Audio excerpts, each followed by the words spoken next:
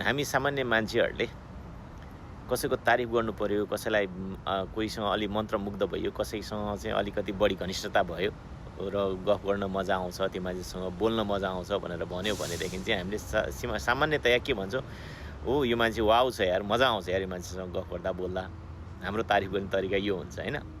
तर त्यही कुरोलाई साहित्यकारले कसरी भन्छ सुनाउँछ है त म तपाईँलाई।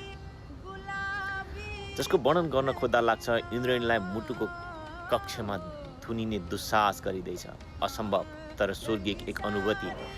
ती नयनहरूमा यस्तो दिव्यता झल्किन्छ जसको उज्यालोले पूर्णिमाको चन्द्रमालाई समेत ओझेलमा पारिदिन्छ।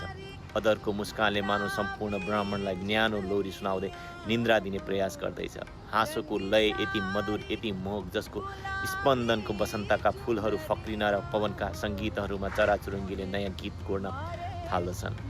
गतिको चालमा यस्तो नृत्यात्मक लय छ जसमा प्रत्येक तत्त्वले आफ्ना ताल बिर्सन थाल्छ। उच्चारित प्रत्येक शब्द मौन कविताका मुक्तकहरू जो हृदयका गहिराई छुने मात्र होइन, आत्माको मौनतासम्म बोल्ने सामर्थ्य राख्छन्।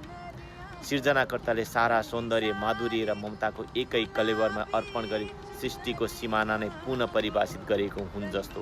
सिङ्गो सृष्टिमा अनुपम सौन्दर्यको कुनै कमी थिएन, तर त्यो उपस्थितिमा सबै आकर्षणहरू निश्चित भएर मात्र होइन, नम्र भएर क्षणमा पुगे जै लाग्छ।